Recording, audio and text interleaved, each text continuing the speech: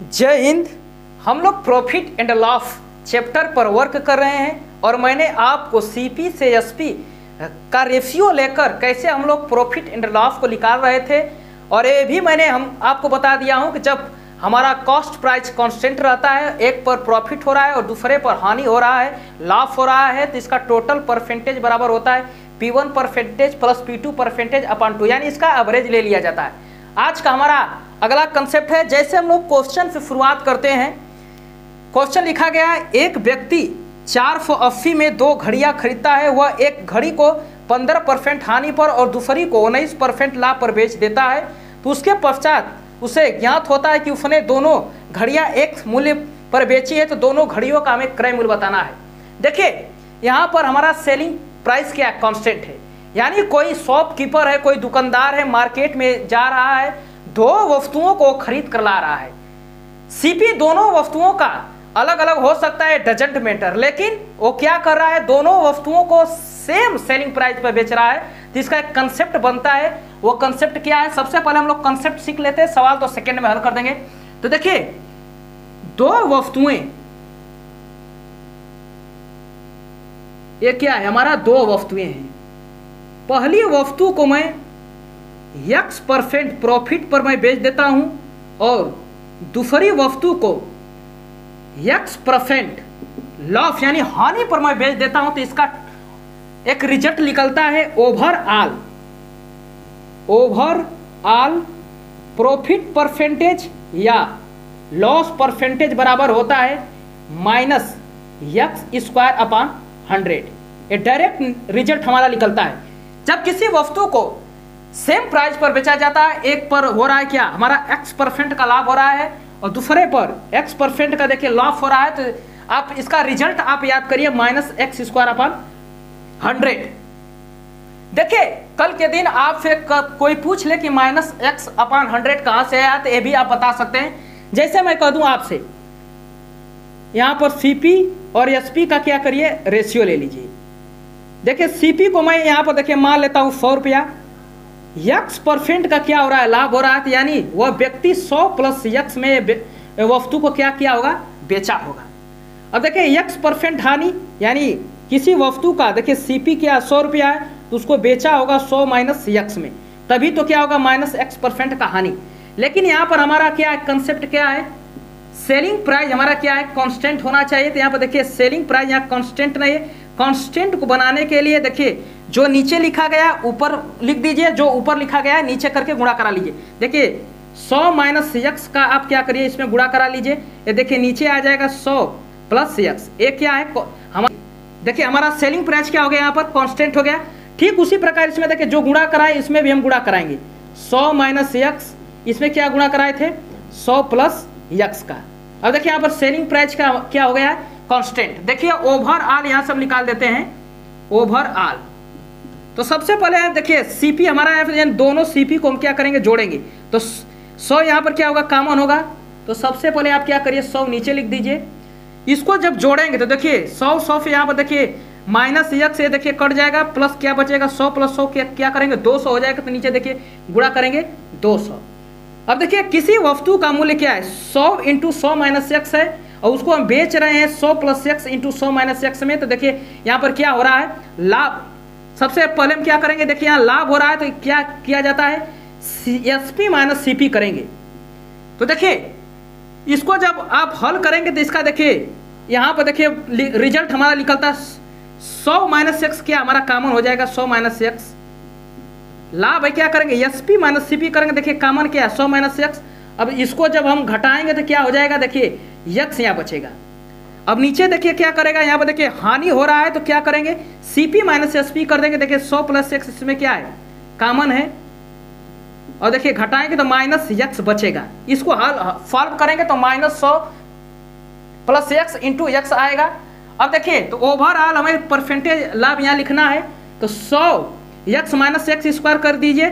देखिए 100 X - X² होगा, तो जब इसको जोड़ेंगे तो देखिए रिजल्ट हमारा यहाँ बनेगा -2X² का।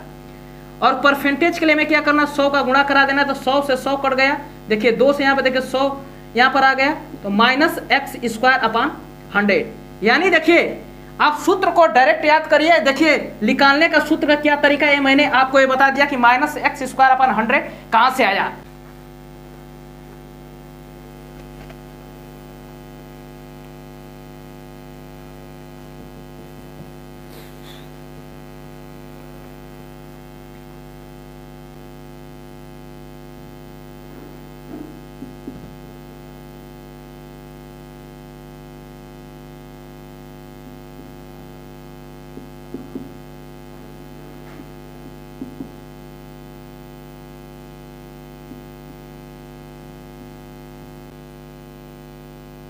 देखिए इसी कंसेप्ट पे एक हमारा क्वेश्चन है। मान लेते किसी वस्तु को मैं मार्केट में खरीद कर ला रहा हूं, 2 आर्टिकल को मैंने खरीद कर लाया और पहले आर्टिकल को 20% प्रॉफिट पर बेच देता हूं और दूसरे आर्टिकल को 20% लॉस पर बेच देता हूं। तो देखिए इसका डायरेक्ट रिजल्ट निकलता है क्या, ओवरऑल प्रॉफिट या लॉस परसेंटेज बराबर होता है माइनस एक्स स्क्वायर अपॉन 100।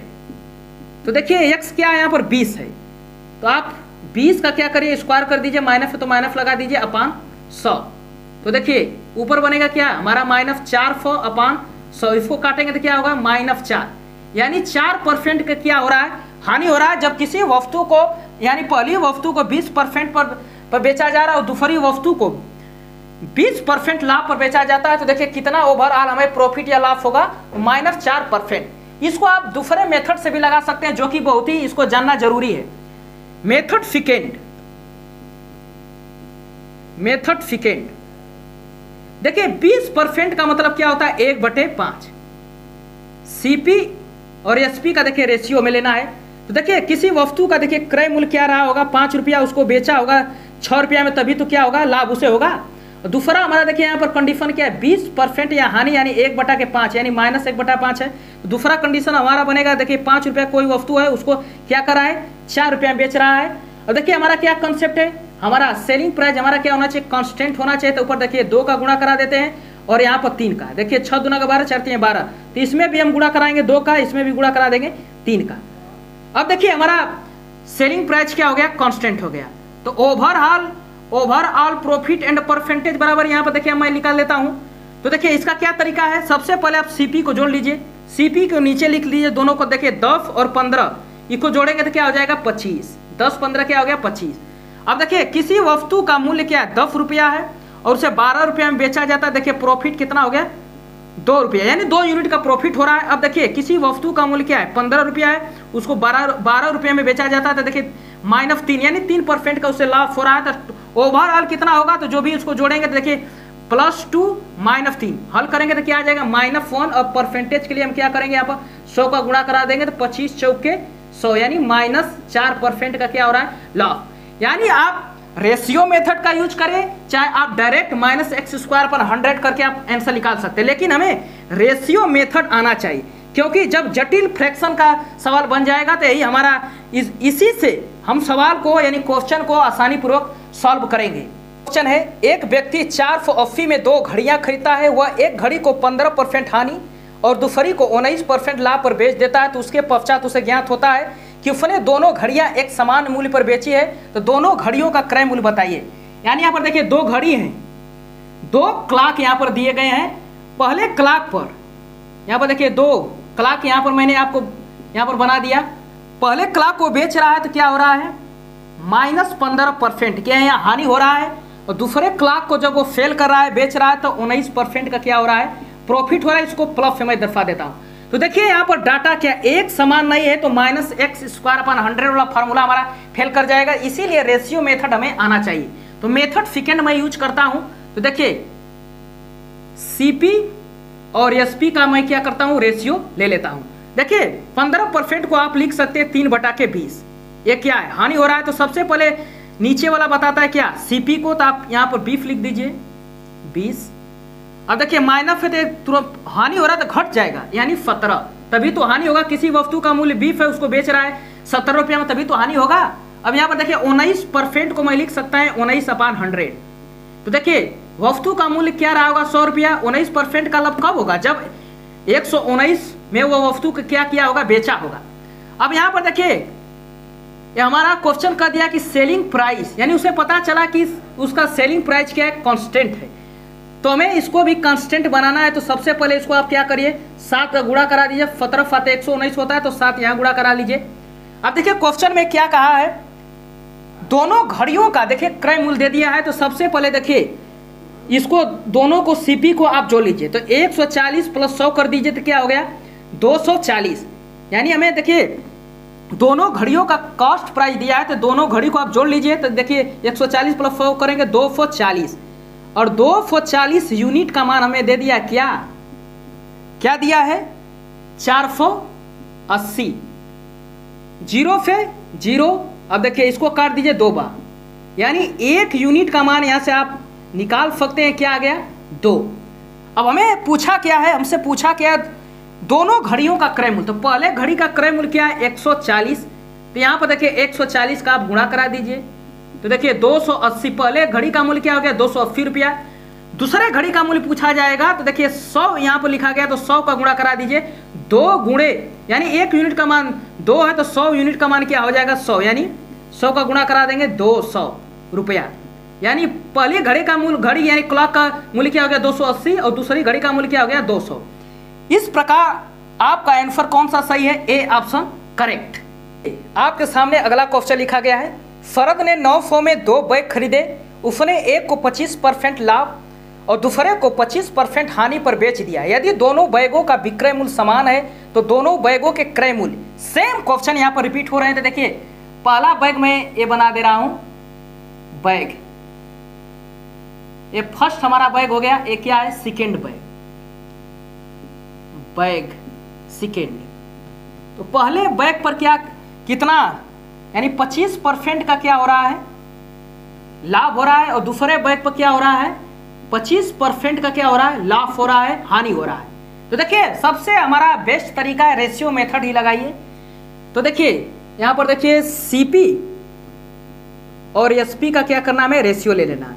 तो देखिए इसको लिख सकते हैं 1/4 लिख सकते हैं। यहाँ प्रॉफिट हो रहा है, देखिए किसी वस्तु को यानी किसी वस्तु का मूल्य क्या है 4 रुपया, उसको बेचा जा रहा है कितना में 5 रुपया, तभी तो प्रॉफिट होगा। अब यहाँ पर देखिए हानि पूछा जा रहा है, यानी माइनस है, तो यानी 4 का चीज 3 में बेचा जा रहा है। अब हमें क्या करना है, यहाँ पर देखिए सेलिंग प्राइस हमारा क्या है कांस्टेंट है, तो सबसे पहले इसको आप कांस्टेंट बना लीजिए। 3 का ऊपर गुणा 5 का नीचे, यानी जो नीचे ऊपर कर दीजिए, जो ऊपर है नीचे कर दीजिए। तो 3 का गुणा इसमें भी होगा और 5 का गुणा इसमें भी होगा। अब देखिए ओवरऑल, यानी यहां से देखिए क्वेश्चन में एक बार नजर रखते हैं हम, काय फरद ने 900 रुपए यानी दोनों बैगों का क्रय मूल्य दे दिया है। तो हमें सीपी से मतलब है ना, तो देखिए 12 यहां से निकल जाएगा, 12 ये हो गया सीपी यानी फर्स्ट बैग का, और दूसरे बैग का यहाँ देखिए सीपी क्या हो गया 20, यानी दोनों को जोड़ेंगे तो क्या हो गया 32, और 32 यूनिट का मान हमसे दे दिया है क्या 32 यूनिट का मान दिया है कितना 900। इसको 4 पे काट दीजिए, 4 8 है 32, देखिए 4 दूना के 8, 4 दूना के 8, 4 5, देखिए 4 दूना के 8, 4 दूना के 8, 4 5 20, 225 हो गया ऊपर। अब देखिए तो 1 यूनिट का मान यहां से आप निकाल दीजिए, 1 यूनिट का मान आएगा 225/8। तो देखिए ये 1 यूनिट का मान आएगा 225/8। तो देखिए हमसे पूछा क्या है दोनों बैगों का क्रय मूल्य। तो यहां पर देखिए सबसे पहले आप जो डाटा आसान है उसी से हम करते हैं। देखिए यहां पर 20 यानी दूसरे बैग का हम देखिए क्रय मूल्य निकाल लेते हैं। देखिए 20 यूनिट का मान हमें निकालना है, तो आप 20 का यहाँ क्या करिए गुणा करा दीजिए। तो देखिए 4 5 20, 4 दूना के 8, इसको काटेंगे तो देखिए 1 1 2 2 5 10, तो देखिए 50 25, 5 दूना के 10, 2 12, 5 1 6 यानी 5, यानी एक अंक पर क्या करेगा दशमलव। जिस ऑप्शन में 662.5 रहेगा वही हमारा ऑप्शन सही है। चाहे इससे निकाल कर हल आप चेक कर सकते हैं, चाहे इससे भी, तो यानी डाटा यहाँ पर देखिए हमारा आसान था। तो देखिए कौन सा ऑप्शन हमारा सही है, डी ऑप्शन। देखिए दूसरे बैग का मूल्य दिया है 662.5, इसलिए हमारा ऑप्शन डी सही है। देखिए आपके सामने अगला क्वेश्चन लिखा गया है, 17 गेंदों को 720 रुपये में बेचने पर 5 गेंदों के क्रय मूल्य के बराबर हानि होती है। एक गेंद का हमें क्रय मूल्य ज्ञात करना है। तो इसका कंसेप्ट क्या है, जब तक किसी वस्तु को व्यक्ति खरीदेगा नहीं तो वह बेच नहीं सकता। यानी सबसे पहले व्यक्ति वस्तु को खरीदा होगा, तभी क्या करा होगा, सेल किया होगा, बेचा होगा। तो यही कंसेप्ट इसमें लगेगा। तो देखिए क्वेश्चन को पकड़ने का क्या तरीका है, बराबर हानि, यही हमारा की पॉइंट है। जब क्वेश्चन में हानि बोल दे तो हानि बराबर क्या होता है आप जानते हैं, सीपी माइनस एसपी। क्वेश्चन खत्म, इसी पर आप रख दीजिए, मान को आसानी पूर्वक लग सकता है। देखिए 17 गेंद है तो सबसे पहले व्यक्ति क्या किया होगा, 17 गेंद खरीदा होगा, यानी 17 सीपी। तो 17 गेंद को क्या होगा, बेचा भी होगा, तो 17 गुणे एसपी। अब देखिए कहा अगला क्या बोल रहा है, 5 गेंदों के क्रय मूल्य, यानी 5 गुणे यहाँ पर क्या करिए सीपी, 5 गेंदों के क्रय मूल्य के बराबर हानि, यानी जो क्वेश्चन कर रहा है वो मैंने यहाँ पर लिख दिया। अब इसको मैं इधर ला देता हूँ, तो देखिए -12 सीपी ये बताएगा और -17 एसपी। देखिए माइनस माइनस कट जाएगा, इसका देखिए निकालने का क्या तरीका है, सीपी के सामने क्या है 17, तो सीपी बराबर क्या हो गया यहाँ पर 17, और एसपी का मान हमें जब निकालना है तो देखिए 12 आ जाएगा, यानी एसपी बराबर क्या हो गया 12। और देखिए अब इसी का मूल्य यानी एसपी का यहाँ देखिए मान दे दिया, बराबर दे दिया कितना 720, इसको काट दीजिए तो 12 छक 72 यानी 60। तो देखिए 1 यूनिट का मान क्या निकल कर आया 60 रुपया, यही आपका क्या आंसर हो गया, क्योंकि एक गेंद का हमें क्रय मूल्य निकालना है तो देखिए 60 रुपया। यहीं पर देखिए 17 गेंद का पूछा होता 17 का गुणा करा देते हैं, लेकिन यहाँ पर क्वेश्चन में कह दिया कि एक गेंद का क्रय मूल्य निकालना है तो देखिए 60, यही आपका क्या है आंसर। देखिए आपके सामने अगला क्वेश्चन लिखा गया है, एक व्यक्ति 16,800 में 18 खाट बेचकर 3 खाट क्रय मूल्य के बराबर लाभ प्राप्त करता है, एक खाट का क्रय मूल्य ज्ञात करना है। देखिए क्वेश्चन को यहीं से आप पकड़ लीजिए, बराबर का लाभ, यानी लाभ हमारा क्या की पॉइंट है, तो लाभ बराबर आप जानते हैं एसपी माइनस क्या हो जाता है सीपी। क्वेश्चन इसी पर क्या हो जाता है खत्म हो जाता है। देखिए 18 खाट बेचकर, यानी सबसे पहले क्या किया होगा वो व्यक्ति 18 खाट क्या करता है खरीद कर लाता है, तभी तो क्या होगा बेचा होगा। माइनस और माइनस लगा देते हैं। अब यहां पर देखिए कह रहा है 3 खाट के क्रय मूल्य के बराबर, यानी यहां पर देखिए 3 गुणे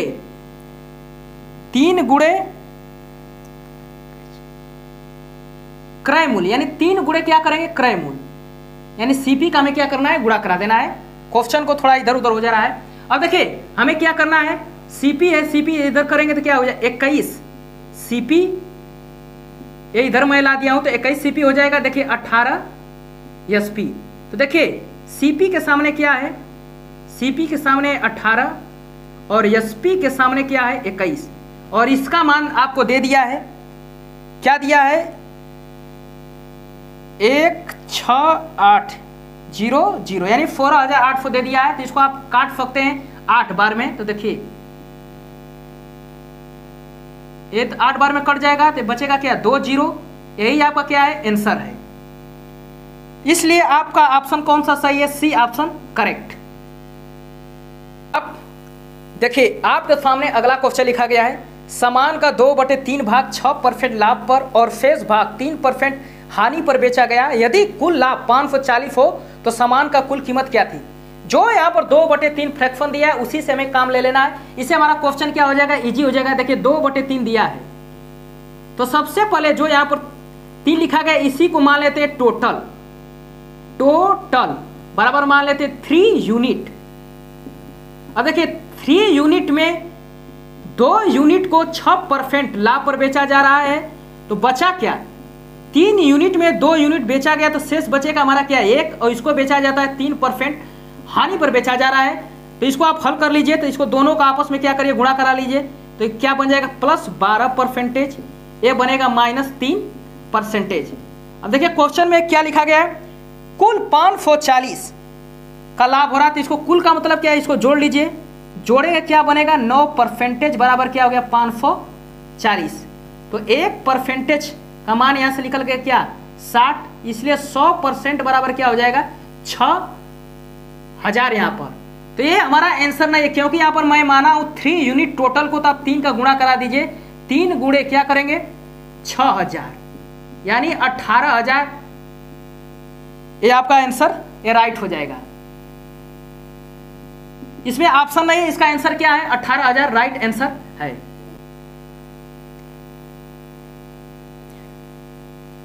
देखिए आपके सामने क्वेश्चन लिखा गया है, एक मोबाइल जब 6% लाभ पर बेचा जाता है तो 6% हानि पर बेचने की तुलना में 870 अधिक मिलते हैं। तो मोबाइल फोन का क्रय मूल्य ज्ञात कीजिए। देखिए यहाँ पर अधिक कम लग जाता है तो परसेंटेज को जोड़ा जाता है या घटाया जाता है। देखिए 6% क्या है, लाभ हो रहा है, और 6% का क्या हो रहा है, लाभ हो रहा है।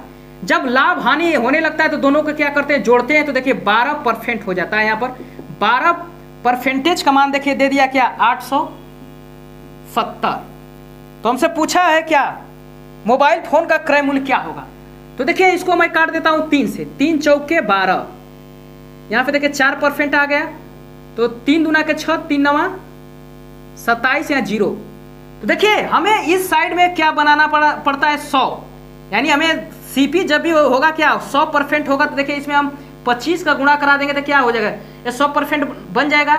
ठीक उसी प्रकार देखिए यहाँ पर देखिए 25 से गुणा कराएंगे तो सबसे पहले हम देखिए 0 आ जाएगा, 9 × 5 = 45। हम यूनिट डिजिट से भी चेक कर सकते हैं कि कौन सा ऑप्शन सही है। देखिए 0 50 किसके लास्ट में लिखा गया है, देखिए डी ऑप्शन हमारा यहाँ से क्या, पूरा आप सॉल्व नहीं करिए, एक नजर आप ऑप्शन पर भी रखिए। तो देखिए यूनिट डिजिट यानी 2 यूनिट डिजिट क्या इसमें है, डी में 50 है। तो देखिए हमारा आंसर आ चुका है, इसलिए ऑप्शन कौन सा सही है, डी।